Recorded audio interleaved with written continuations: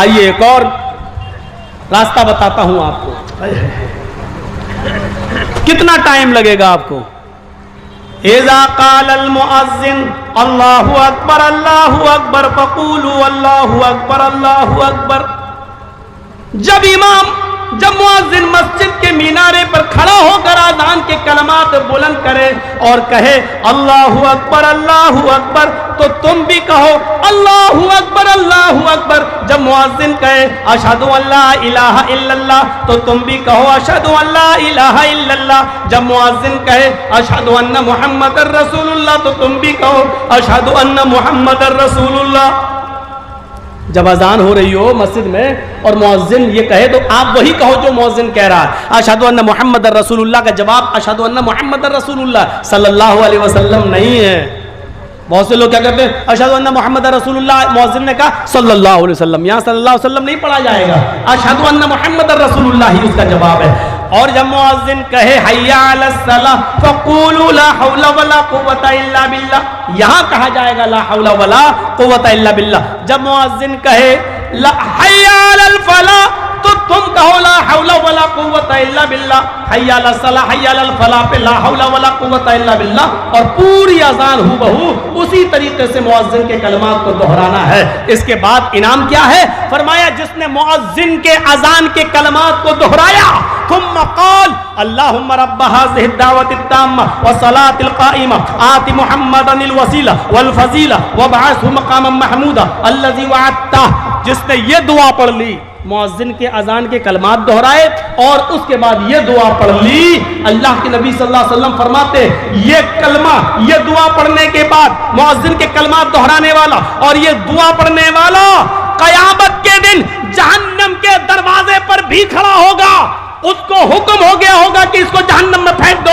ایسے انسان کے لیے بھی حلت لہ شفاعت یوم القیامہ, قیامت کے دن اللہ کی طرف سے میرے لیے شفاعت حلال کر دی جائے گی اور مجھے اجازت ملے گی کہ ایسے انسان کی میں سفارش کروں اور شفاعت کر کے اس کو جنت کا مستحق بنا دوں.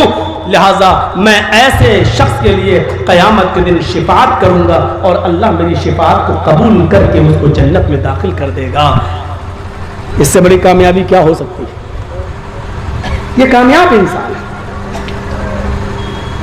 جو انسان جہنم کے دروازے پہ کھڑا ہو لیکن دنیا میں وہ اذان کے کلمات دہراتا تھا اور اذان کے بعد کی دعا پڑھتا تھا. اللہ کے نبی فرماتے ہیں میرے لیے اس کی شفاعت حلال ہوگی اور میں اس کو جنت کے اندر لے جاؤں گا. ایک صحابی اللہ کے نبی کے پاس آئے اور بخاری شریف کی حدیث تو یہ کہتی ہے وعن ابی ہریرہ رضی اللہ تعالی عنہ عن النبی صلی اللہ علیہ وسلم ان اعرابیا اتى النبي صلى الله عليه وسلم فقال دلني على عمل اذا عملته دخلت الجنہ. یہ ہے بخاری شریف کی حدیث کے الفاظ. حضرت ابو ہریرہ فرماتے ہیں ایک دیہاتی اللہ کے نبی کے پاس آ گیا. ان اعرابیا اتى النبي صلی اللہ علیہ وسلم, ایک دیہاتی اللہ کے نبی کے پاس آیا اور آ کر کہنے لگا اے اللہ کے رسول میں دیہاتی آدمی ہوں, گاؤں دیہات کا رہنے والا ہوں, مجھے شارٹ کٹ میں بتا دیجئے جنت میں جانے کا راستہ کیا ہے. دلنی علی عمل, ایک ایسا عمل مجھے بتائیے عملتہ دخلت الجنہ کہ میں اس پر عمل کروں اور جنت میں داخل ہو جاؤں, یعنی میں کامیاب ہو جاؤں, میں جنتی بن جاؤں. اللہ کے نبی صلی اللہ علیہ وسلم نے فرمایا, کیا کہا؟ قال تعبد اللہ ولا تشرک بہ شیئا. تم جنت میں جانا چاہتے ہو؟ ہاں, اللہ کی عبادت کرو, اس کے ساتھ کسی کو شریک مت کرو. دیکھیے جنت میں جانے کے راستے بتا رہا ہوں, غور سے سن لیجئے, بہت آسان ہے. اگر ہم نے ان راستوں پہ عمل کر لیا تو جنت میں داخل ہو جائیں گے اور جہنم سے بچ جائیں گے ہم.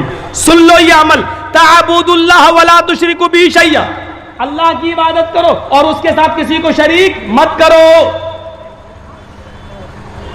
اس کے بعد آپ نے فرمایا وَتُقِيمُ الصَّلَاةَ الْمَكْتُوبَةَ, اور فرض نماز کو پابندی کے ساتھ پڑھتے رہو, اس میں کبھی کوتاہی مت کرو, جب وقت ہو پڑھ لو, فرض نماز کو کبھی مت چھوڑو.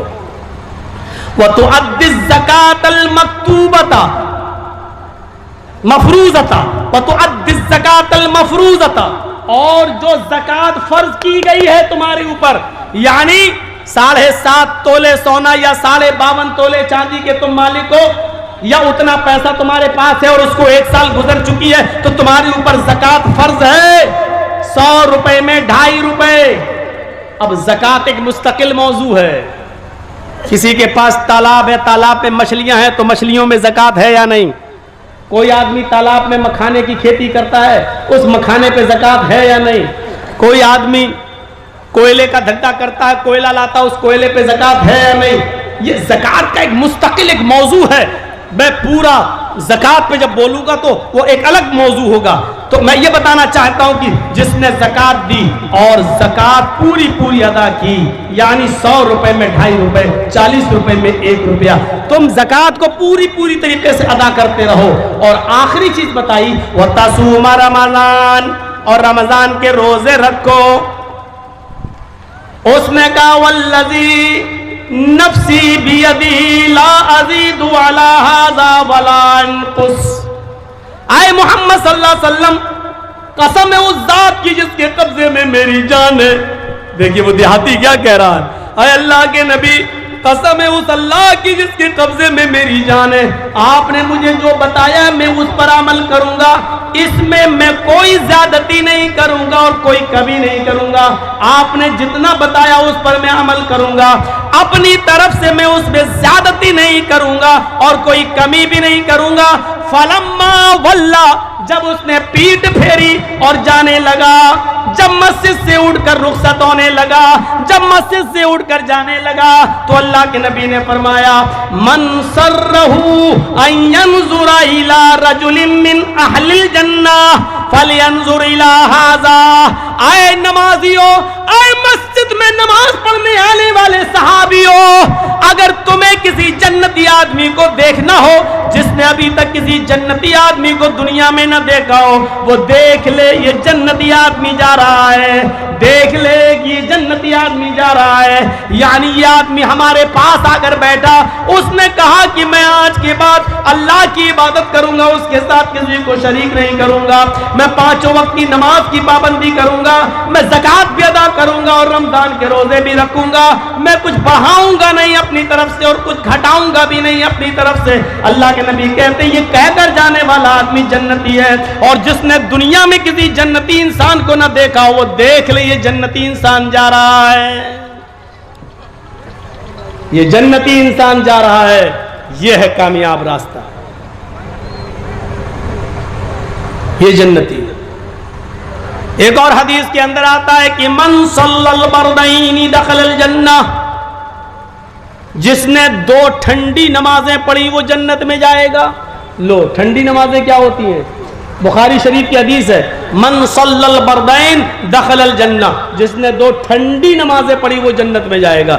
2 ٹھنڈی نمازوں سے مطلب فجر کی نماز اور دوسری عصر کی نماز, یہ دونوں نمازیں ٹھنڈی کہلاتی ہیں. یہ بڑا مشکل کام تھا عرب کے لوگوں کی نظر میں.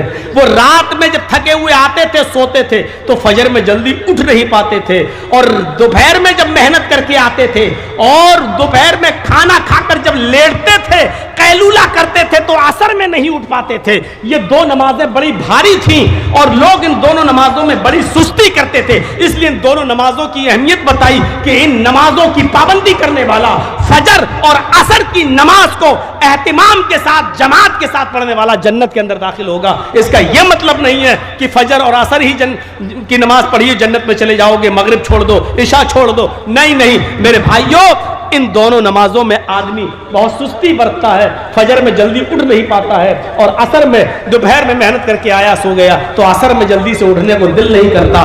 دوپہر میں بھی سونے کا قیلولہ کرنے کے عادی تھے وہ لوگ, اس لیے دوپہر میں بھی نہیں اٹھ پاتے تھے عصر میں, اور فجر میں بھی نہیں اٹھ پاتے تھے. اس لیے نیند سے اٹھ کر نماز پڑھنا مشکل تھا, اس لیے اللہ کے رسول نے فرمایا صبح بھی نیند کی قربانی دو اور عصر میں بھی اٹھو, دوپہر کے بعد سوتے ہو تو ادھر بھی نیند کی قربانی دو. جس نے نیند کی قربانی دے کر فجر اور عصر کی نماز کو پڑھا وہ جنت کے اندر داخل ہوگا. یہ جنت میں جانے کا ایک راستہ بتایا جو کامیاب مومن کی ایک نشانی ہے.